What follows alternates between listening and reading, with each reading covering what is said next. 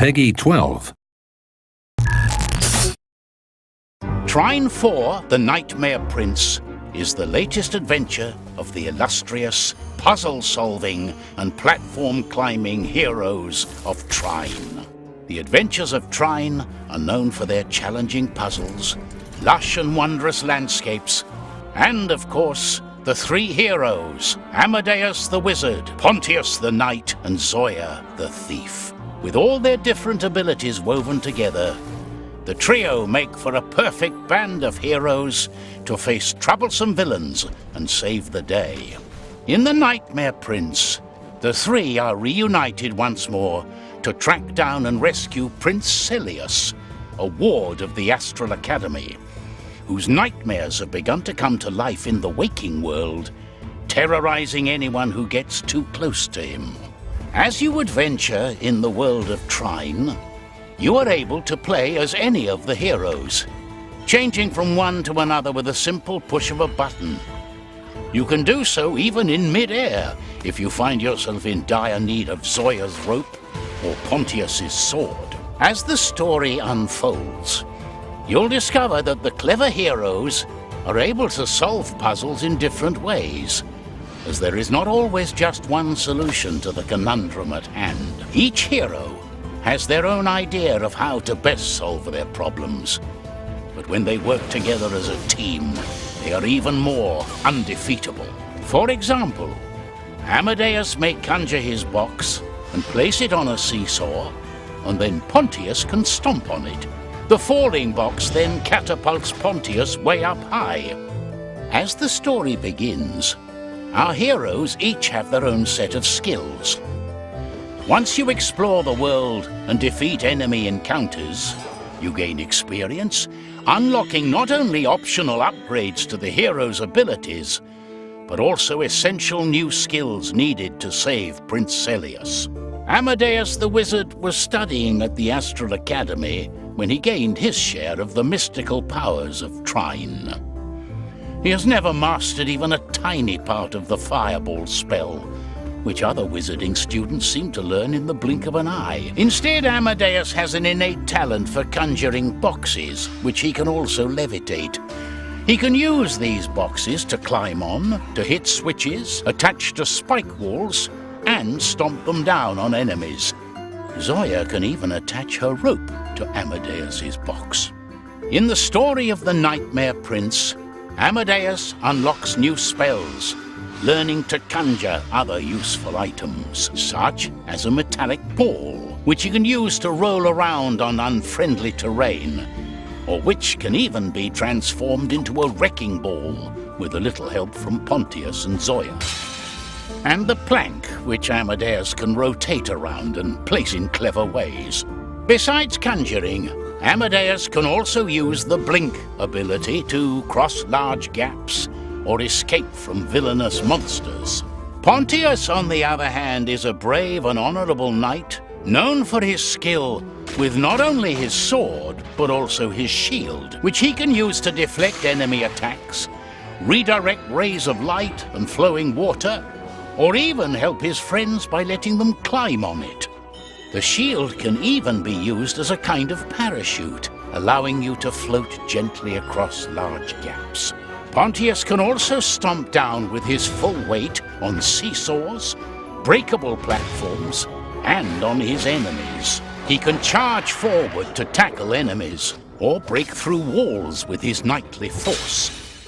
In this episode of our story, he can also summon the Dream Shield, a copy of his own shield which can be placed anywhere and will stay there as long as you want, which, as you can see, can be quite useful. Last but not least, we have Zoya, our cunning thief, although she detests the title and would prefer to be called an entrepreneur. She is known for her bow and arrow and her infinitely useful rope. She can use her rope to swing around quickly from place to place, climb to new heights, or pull objects around. While looking for the Nightmare Prince, Zoya can create rope bridges, which she and her friends can use to cross gaps or climb upwards. She gains new elemental arrows, with which she can not only attack her enemies, but also use to manipulate the environment. For example, she can freeze a volatile platform in place. Finally, Zoya will discover the fairy rope ability, levitating objects or even enemies tied to the other end of her rope. This will prove extremely useful for solving puzzles or making the monstrous nightmares helpless as they float suspended in midair. Here, the heroes kindly demonstrate a single puzzle in a quite overgrown abandoned garden. Zoya first uses her rope to drag the seesaw where she needs it. Then Amadeus conjures a box and places it on the seesaw. And finally, Pontius can stomp on the seesaw to fling himself up where he needs to be. Thank you, heroes. But the heroes face more than seesaws and inconveniently placed switches. They will also encounter dangerous, nightmarish creatures summoned by Prince Celius. Fortunately, all of the heroes can now engage in combat when you make use of their new skills. Amadeus can throw his conjured objects at enemies, stomp them down to vanquish monsters, or use them to block attacks. He can also levitate monsters and throw them around. Who would have thought levitation was such a powerful wizarding skill? Zoya, of course, uses her new elemental arrows. The fire arrows set the monsters slightly on fire, while the ice one freezes them and objects into place. These arrows are particularly useful against elemental enemies. Our beloved entrepreneur can also learn how to fire critical arrows, which can cause devastating damage to enemies. With the fantastical new fairy rope, she can levitate her enemies and just watch them float away. And for a new defensive measure, she can now somersault out of harm's way. And finally, we have Pontius, a stalwart champion of combat. For defense, Pontius can point his shield in any direction and also deflect projectiles. His new lightning sword is a powerful weapon against the monsters, with an electrical shock that will leave almost any villain stunned. While his regular stomp works wonders at smashing enemies, he now has a powerful frost stomp, which freezes enemies and objects. And when he charges at enemies, he sends them flying across the room.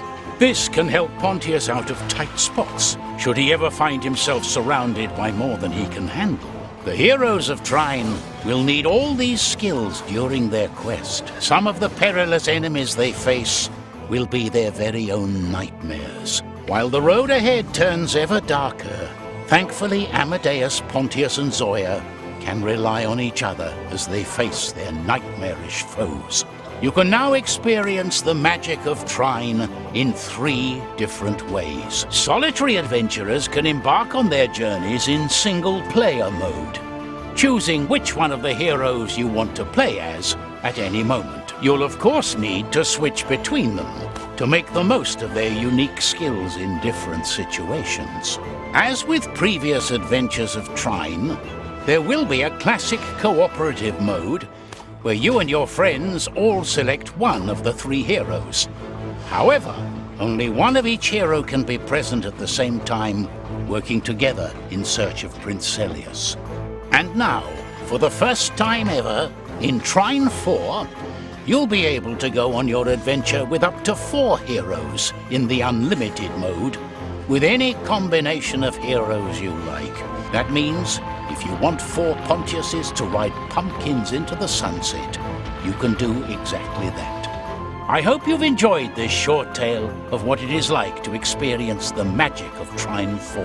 Now, it's up to you to find Prince Celius, bring him back to the safety of the Astral Academy. Trine 4, The Nightmare Prince, and Trine, The Ultimate Collection will both be available on October 8.